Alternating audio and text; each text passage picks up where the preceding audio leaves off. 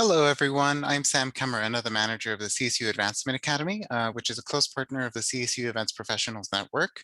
Welcome to this month's on-call meeting on Commencement Celebrations in a Pandemic World, Part 2. After last month's topic got so much interest, the CSUEPN decided to pivot the topic for the February call to do a Part 2 on commencement. So we're revisiting it here again, this topic with kind of another generation of challenges, concerns, and silver linings in everybody's development commencement plans. On Call is a monthly series of roundtable meetings offered by the CSU EPN in partnership again with the CSU Advancement Academy to provide a space for professionals in the events industry working in higher ed to explore trending topics with colleagues. Each month's roundtable is focused on a different topic, except for maybe this month's. You can see here some of the upcoming on-call calls happening. In March, we will be exploring platforms and beyond. That was initially scheduled for today, but we've pushed it off into March. And then in April, we'll be exploring tips for successful hybrid events.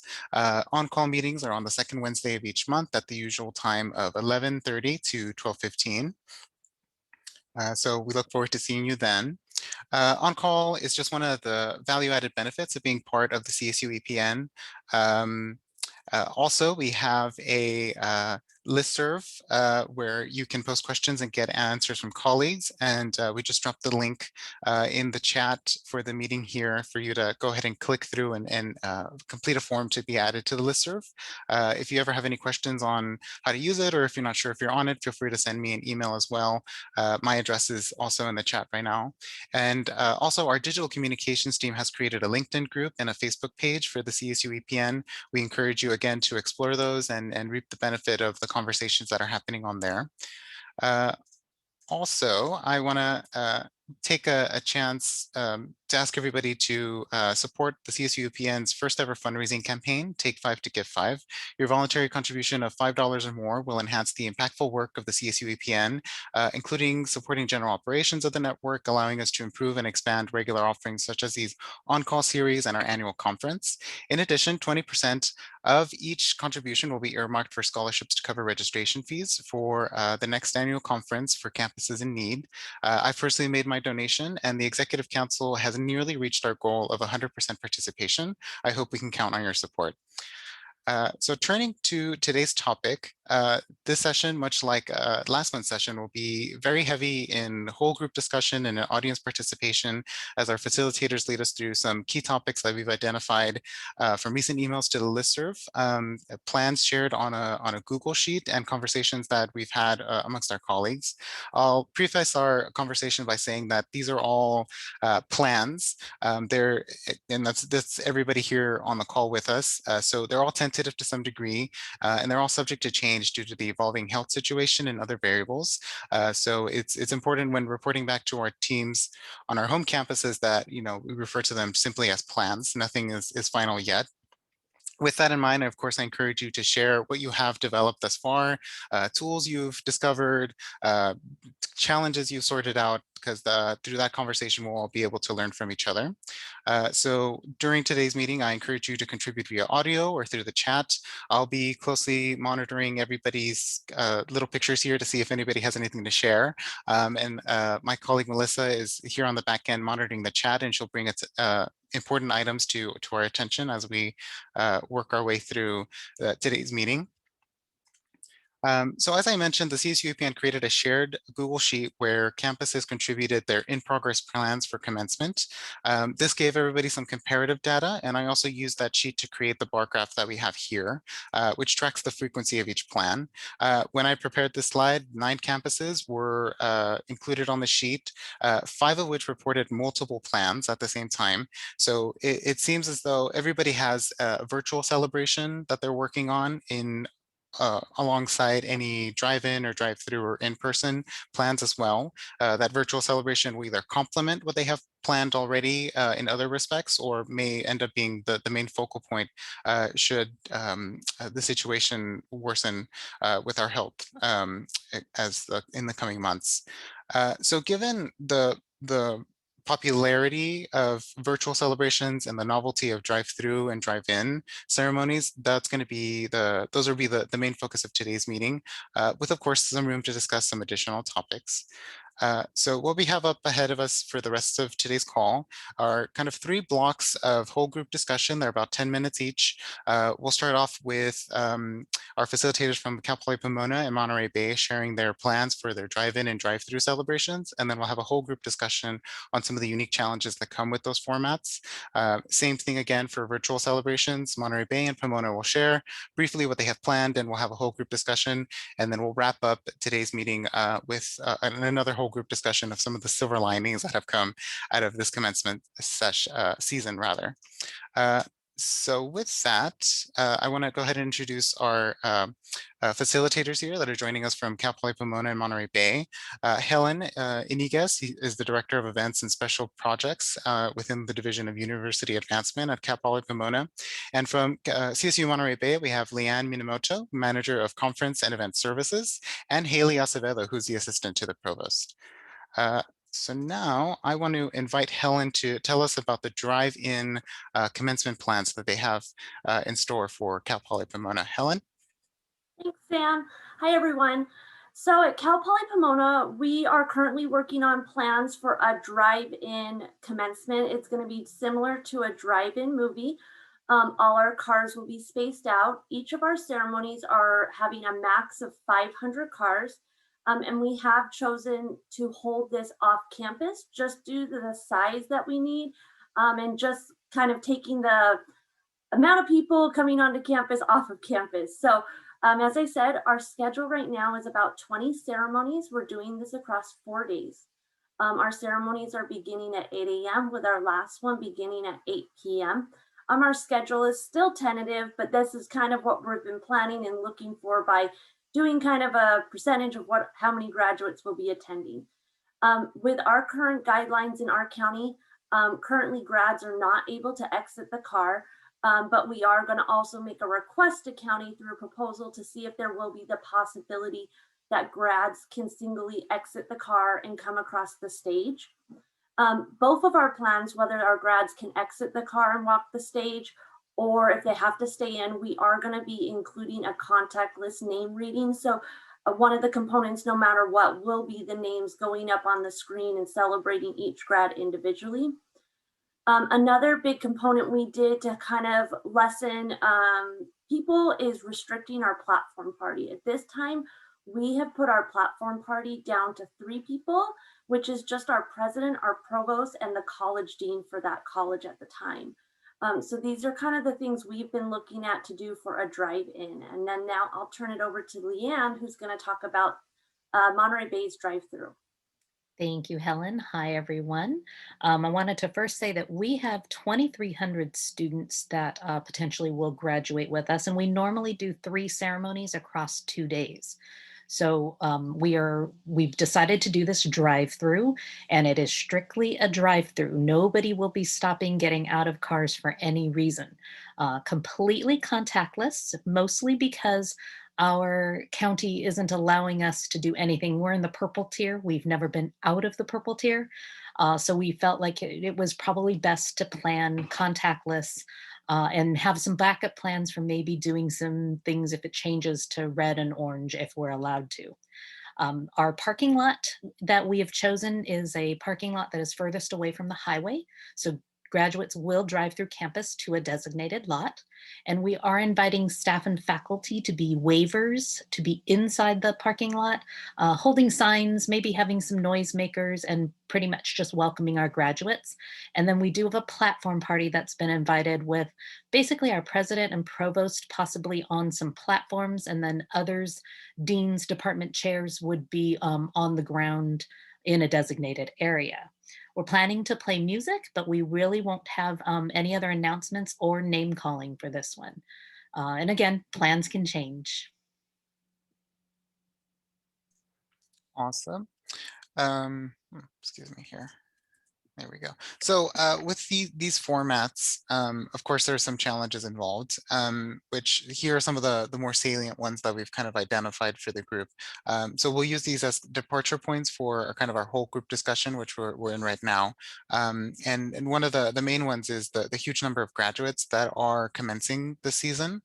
Each year, our graduate numbers seems to increase, which is a very good thing, but it makes things a little difficult for us, the folks that are helping to plan commencement.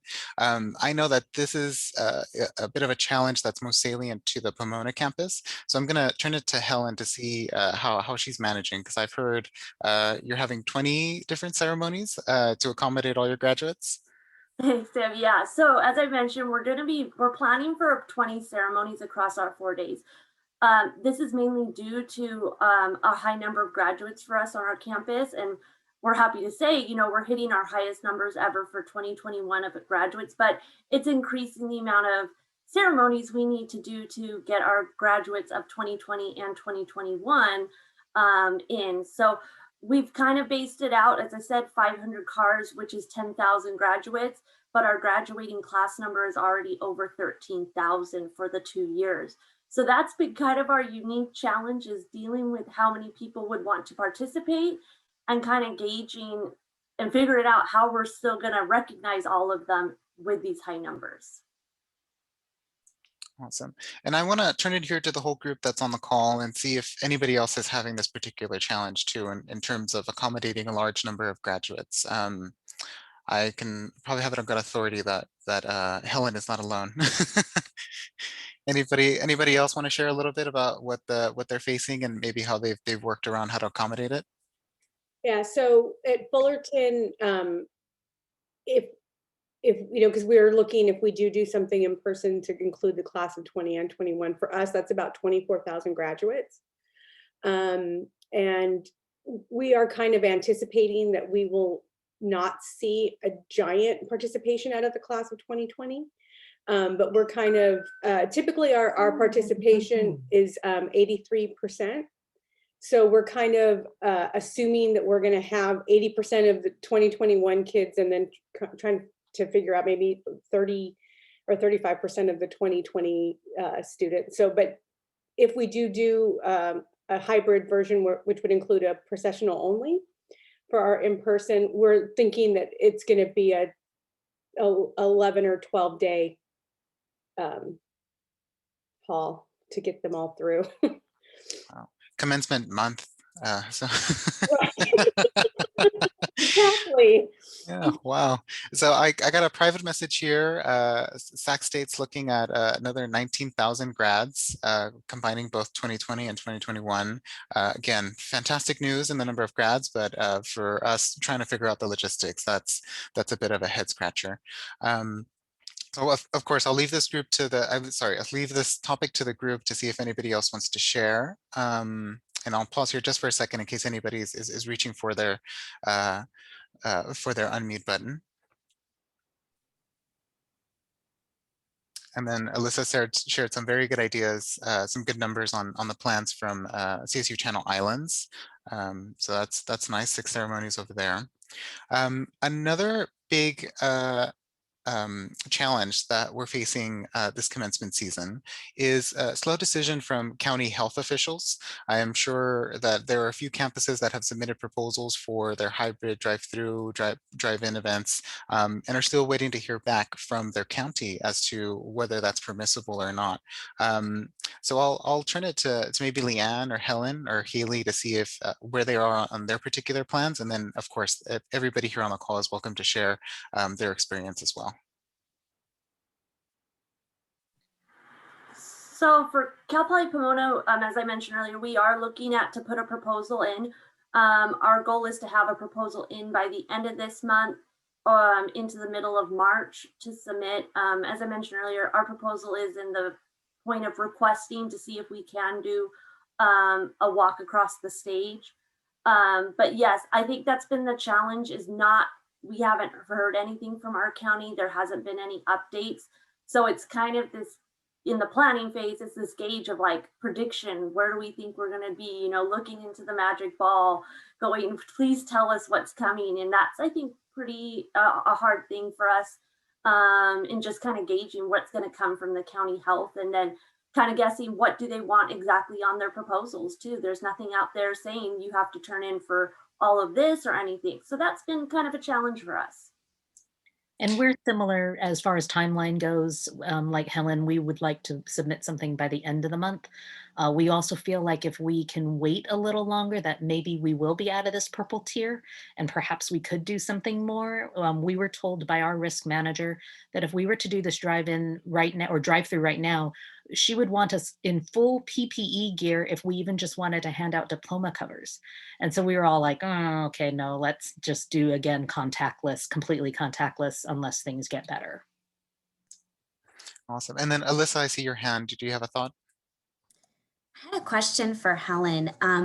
With a potential plan to have students walk the stage, how are you doing logistics for that many cars and preventing congregating? That's been, I know our students on our campus really want that, but that's been a huge concern of ours, is preventing congregating and being able to do logistics in a parking lot for that many graduates. Would you mind sharing a little bit on your plan?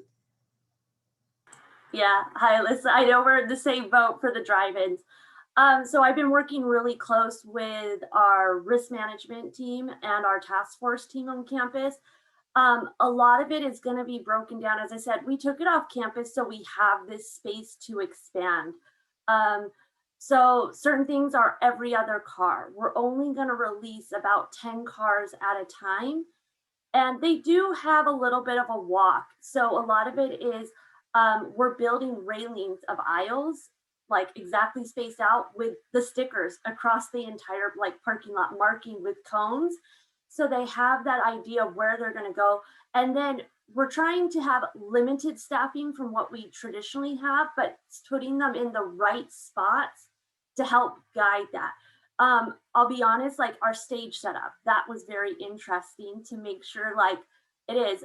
Currently our plan is our platform party is going to leave the stage. So if we can get a stage walk, we're setting it up so there's only one singular grad on the stage at a time, and kind of having a kind of set up like a cue point when the next grad, when there's a lot of spacing between them, the next grad would come across. That's where we have that 500. Our ceremonies traditionally are, some are up at 1,300 normal. So we're cutting it in half. So we have kind of more of that extra time on the ceremonies, but a lot of it is going to be signage, setting up railings. So there is that barrier. The cars, I think county guideline was 6 feet. So we went and increased it to 9 feet. So there was the extra spacing already there. So that's where we're working right now. We're definitely deep in the diagramming thing. And also, if you want to check out the toolkit, Alyssa, I've already kind of put a preliminary diagram of setup for us in there too. Awesome. Thank you, Helen. And the toolkit that Helen is mentioning, the group working on this session put together kind of a series of Google Doc folders where we're looking to consolidate some diagrams, communications to students, and other resources to share amongst the group. We'll be posting the link to those files shortly, and we'll be resharing it in the email that's to come in a few days with the recording of today's meeting as well. Again, just as another resource for the group here. So moving on to the many challenges facing us here. The next one is graduates are comparing institutions and the plans that different institutions are having, which is troublesome for us, but is understandable if you look at the way that, one, there's many counties across the state. Each county is in a different health situation. Each county has their own regulations, and then each campus has different facilities available to them. So with all of those, you then get this diversity of plans happening. Nonetheless, all this nuance is lost on students and graduates this year, and they're upset that they're not getting the plan that they want to get. And I'm going to turn this to our facilitators here to share a little bit, a few data points on what that experience is like, and maybe some a way forward. So I'm not sure if maybe Leanne or somebody wants to take this very fun topic. Well, yeah, I could talk a little bit. We sent an email out to our graduates for fall 20, spring 21, and summer 21 recently, and they have been really good. We haven't had any real negative backlash about anything that we're planning. And we will share what we are planning. We have a nice document that we will put in that toolkit. But nobody's really had any issues. The people having issues are the class of 2020, saying that we're bamboozling them and that, they deserve a ceremony. And, we're on that same page with them. We want to give them a ceremony. We would love to do what we always do. We're not the ones saying we can't do that. It's been interesting, and I'm not sure how we'll navigate that. We will do something for 2020 and probably 2021 eventually. We just don't know what and when. We also have a stadium that is going to be under renovation coming up in the next month or two, I believe, because we have a pro soccer team coming in. So they're sinking some money into our stadium for us. So even if we wanted to do something in the next year, we have nowhere to do it on campus. And so that's going to be difficult for us too. But, they don't care, and they shouldn't have to care. We need to figure it out. We just unfortunately can't say anything to them yet. And one of the other things I've heard too in our planning discussions is that graduates from 2020 are more than welcome to participate this year, right? Not sure if anybody else has really thought through that participation or has directly marketed this season's commencement to the class of 2020. And this is a question for either our facilitators or the whole group here on the call. Anybody reaching out directly? Andrea, go ahead. So we do plan on including the class of 2020 in all our plans for 2021. We did do a very limited virtual ceremony for the class of 2020 in June. We called it a celebration rather than a ceremony. We, like everyone, we really are hoping we're going to be able to pivot to that processional only in person. And the plan would be that we would reserve 2 to 3, depending on how much participation people signed up for, days for the class of 2020. We plan on holding their ceremonies over a weekend, so that, because we know, they've moved on to jobs and they may have moved out of area. And so we would want to give them the opportunity to have a greater chance to participate. So we would offer something separate for the class of 2020, likely over the weekend. And then we would go into the week with the class of 2021. Sounds like a nice plan. Thank you for sharing, Andrea. And I'm just gonna move on to the next topic here because we're a little bit behind schedule. But so with these drive-through events, drive-in events, frankly speaking, they're occurring in a road or a parking lot. So one of the concerns is, how do we dress up the event to make it special? And I know that there's some recent innovations where we look at archways, and there's of course we'll try to have staff there to wave and to create some of the pomp and circumstance of what is a traditional ceremony. But I wanted to turn it to some of our facilitators here to share some potential ideas that they have as far as when it comes to making the events pretty and fun for graduates. I know Leanne already shared the waivers. Maybe Helen, what were you guys planning at Pomona? So since we're at the Fairplex, yeah, we've got to beautify our area because it is just one big parking lot.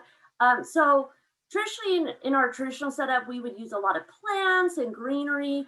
We're going to go more with bannering, like colored bannering, branded, kind of the look. We've been looking a lot at we have a lot of trussing up at the front to hold our large screens. So it's making sure those are all trussed. All the any fencing, it's going to have branded bannering all throughout. We're even to the point, as soon as the guests are driving up into the driveways, we have these long driveways at the Fairplex before they enter their ticketing area to drive through, putting signs there, just as much as we can to show school spirit. A little bit of balloons, kind of balloon towers, different things like that is what we're looking to kind of beautify the place for being in a parking lot. Very cool. And then Cliff's message in the chat made me chuckle. Wacky inflatable 2 people, maybe at the front of the stage, or maybe along the driveway for the cars. We'll see. I'm sure they'll be campus branded, but that's quite a picture.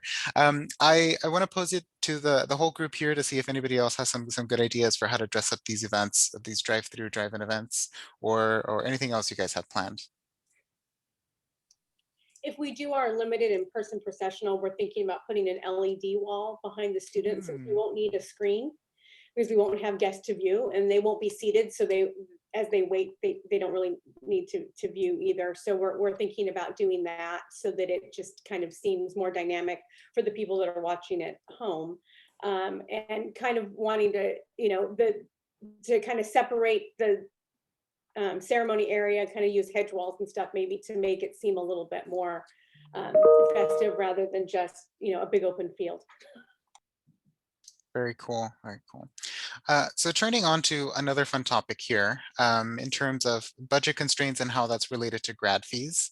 As some campuses have announced their plans for drive-in and virtual ceremonies, graduates and students are under the assumption that those events are low cost, and thus for some are requesting a refund of their grad fees, which would be just absolutely detrimental to the event because you need those. So I want to see if maybe I'll see if anybody here is specifically dealing with some of these requests for return grad fees, or is dealing with any budgetary constraints as they approach this commencement season. And I see Andrea nodding her head, and I think this might be a Fullerton flavored problem here.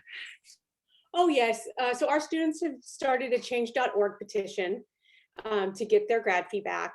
So we made an announcement on January 30th that said that in all likelihood, we would be doing it fully virtual again, based on the current restrictions, but we were leaving an avenue open to pivot to this limited in-person should restrictions change. And we're gonna, we haven't announced this to them, but our target is to make that decision kind of around March 20th, 21st.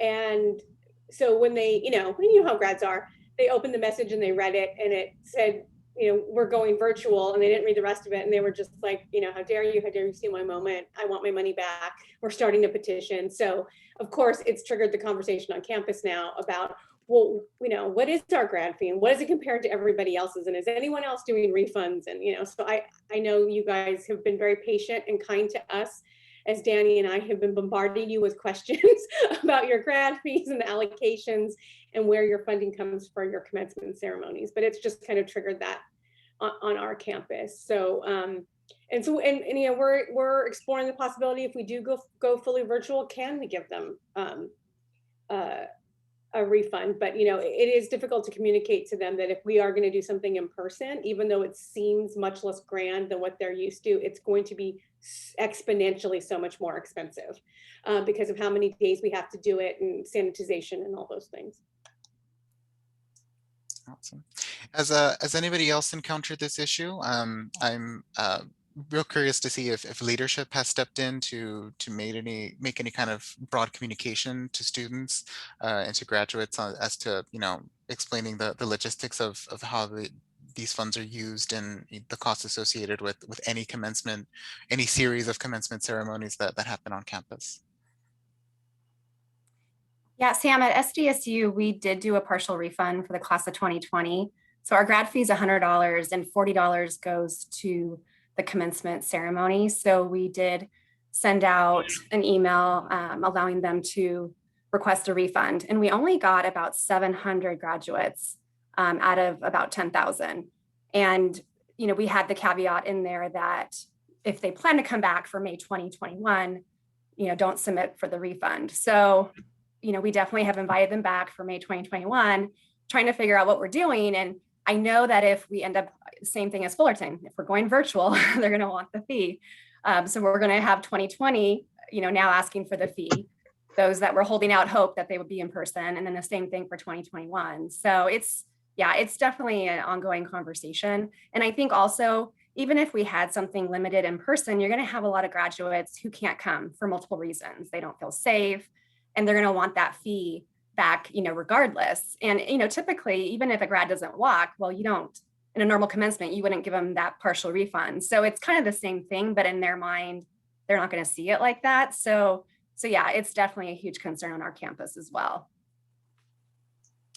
Well, those are some very thoughtful ways to look at it too, and it's all going to depend on what the final plan is in the coming weeks, and what's available.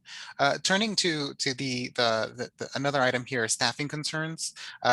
So campuses are operating on very limited in-person staff right now, but bringing in all these cars and all these people for these ceremonies is going to require folks to direct traffic and all sorts of other items, other roles for staff to fill in. Is anybody having any trouble, getting folks back to work on campus for these events? And I might turn this one to Leanne, because I think I remember the situation at Monterey Bay to get us started. Our parking division was comprised basically of student assistants, of community service operators, basically 28 of them who were all let go the minute we went to working from home. So it is a parking manager, her supervisor, and then no one. And the 28 that we used to use were the ones who helped direct traffic. And so that was another reason why our police department, parking and risk management, wanted us to do a drive-through in a certain lot. And this one parking lot is fenced around, fully fenced, and it's our newer lot. It's Wi-Fi accessible. I mean, it's a actually really nice lot. It's just not pretty in any way. So we are appreciative of all the links that people are sharing. We are looking for an inflatable arch though. So if any school has, maybe an athletics department purchased an inflatable archway, we would love to hear anyone's experience with that if you have any. But our other staffing concerns along these lines are that we did do layoffs, like many of you did as well. And there are certain union rules in which we can't just bring in a student assistant to serve in a role that somebody who was a represented employee used to do. So we're being watched very carefully. In fact, Haley and I have a meeting with personnel later this week to discuss how we're going to staff this. And we really actually think most of our staffing will just be signage. We're going to just put a lot of signage out and a lot of cones and barricades so that they can only get to us. And then once they're in the lot, there's only one way you can go, and we won't really need people as much. But, again, if we get out of purple, we do think certain other things will happen and that we will have to provide some other services. So we're going to see how that works. But that's where our staffing concerns come from. Just we don't have people. Mm. And Shauna from Fresno mentioned that they've used an inflatable arch before, so there might be a connection to make after the call. So we're running just a little bit behind schedule here, so we're going to skip the last topic here of ongoing uncertainty of the pandemic, because I think we've addressed it in previous conversation. And now I want to turn things over to Haley to share a little bit about the virtual celebration that Monterey Bay has planned. Yes, thank you. So for our virtual celebration, we're including all of our fall 20, our spring 21, and our summer 21 grads. And we're going to have videos made for each college where students will submit slides and their names will be read. In these videos, we'll also have the dean speaking and our student award winner speaking and an alumni speaker that's connected to that college. We're also going to have a main video with our president, our provost, our AS president, potentially our honorary degree. We're still trying to figure out how to work that in this year for the one that we should have awarded last year. And then also we're going to have a video that's just like a congratulations video from our staff and faculty across campus. We will be doing all of our recording for the speakers on campus in our World Theater. So we're working on getting plans of how to bring people back and to do that and keep everything safe. Our other online celebrations will be affinity celebrations and a virtual honors convocation ceremony. Awesome. And Helen, you want to share a little bit about the virtual plans at Pomona? Yeah, so at Cal Poly Pomona, we did decide to also offer a virtual celebration. We wanted to make sure that every grad felt like they could have something if they couldn't come to a drive-in for us. So we're doing 16 videos. It's 8 for each year, class of 2020 and 2021. We're going to have our videos go out the weekend following our drive-in commencement. And then each ceremony is actually going to be videos of a traditional ceremony. So we have cut some components out, but we're trying to keep all the traditional components. So we still have our guest speakers. We are still going to have our dean speak, our president speak. We're still going to do everything that we would traditionally do. And then we're going to have slides with the students' names for every student for both years. So, but 2020 will have their own video and 2021 will have theirs. And then following, we're going to do a little congratulations video from our faculty. So that, you know, a lot of students haven't got to see their faculty not coming onto campus. So we thought it'd be a fun thing for them to see faculty and staff that they are missing and haven't seen for a while. So that's our plans for Pomona. Awesome. And with virtual celebrations, there comes another host of challenges and things to work out. A key among them is developing kind of a condensed version of traditional elements. And again, I'm going to turn this to Helen because she just teased us with her plans. So for us, that's been our kind of our biggest challenge is what could we take out of a traditional ceremony? What did we have to keep by requirement?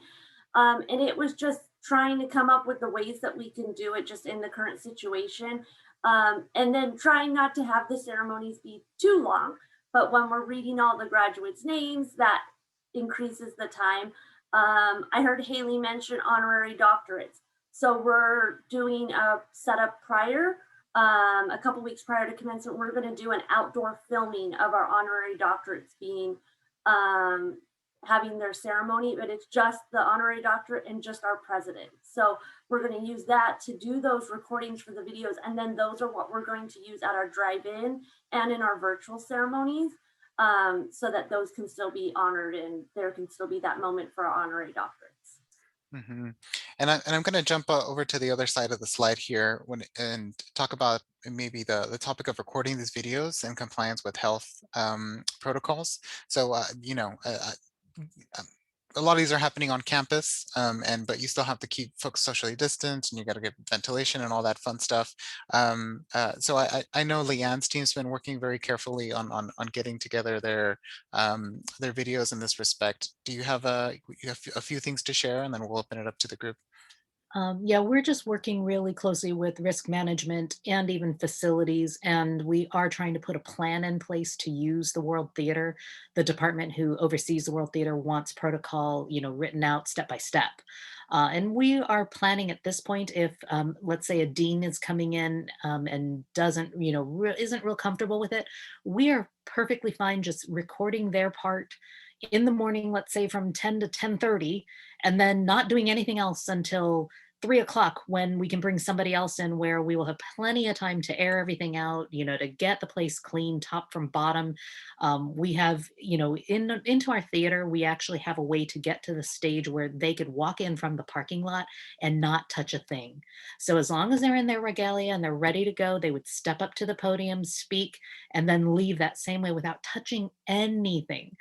So, you know, we're just being very mindful and very careful, but we also really want them to come in so that we are doing it on a stage that's lit, so that, you know, the videos look exactly the same. Last year, our videos were all done in various places. We had a dean who didn't want to come in for anything, and so we went to his house and we did it in his front yard, which was a beautiful sunny day, but then it got windy, and then crows were flying over and making noises, and then a plane came over, you know, and it was just, there just were so many challenges when we were outside, and so we really wanted to turn it into more of a formal, a little bit more formal thing and have it inside our theater. So again, it's really just working with our risk management and custodial to make things compliant.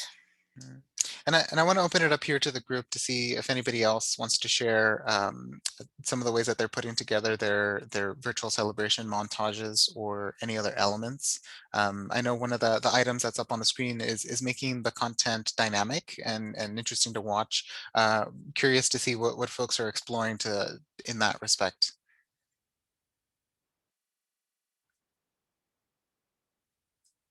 Not all at once. We're going to hire the AV company that traditionally does our traditional commencement ceremonies. They've pivoted like everyone else in the pandemic and have a sound studio with a green screen in at their location. So we're going to work with them to get the deans and president, everybody to go to their studio.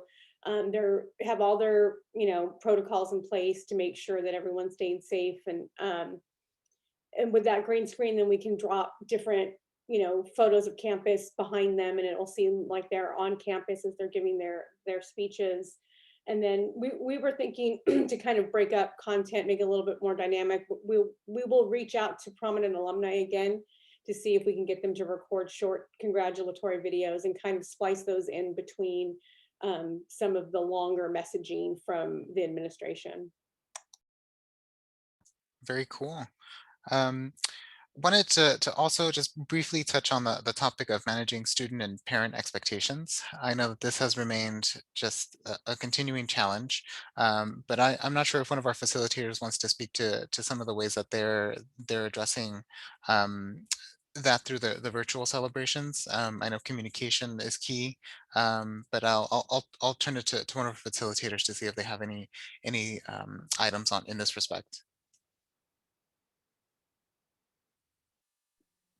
I would say that we are really just trying to be transparent with all of our communication.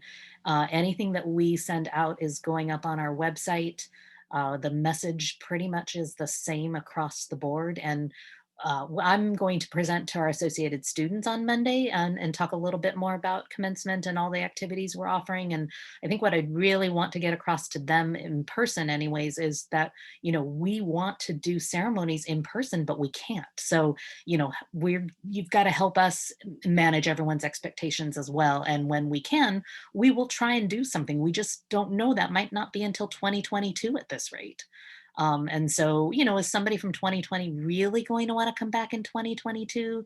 Goodness, they may have their master's by then. So, it's just, again, trying to be really transparent, and we don't want them to feel like they've been shortchanged because everyone's been shortchanged over everything. So, it's just par for the course. It's a pandemic and we're all doing our best.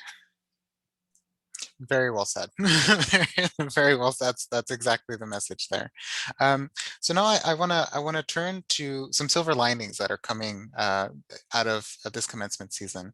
And first among them, the experience from the 2020 session. I know that this was briefly discussed in the January call, but it's still, with all the challenges we discussed earlier, this is still, I think, we're in better footing than we were last spring when the pandemic hit us with very little notice. Not sure if one of our facilitators wants to share a little bit about the difference between then and now, and some of the things that they've, some of the takeaways that they had from previous commencement seasons.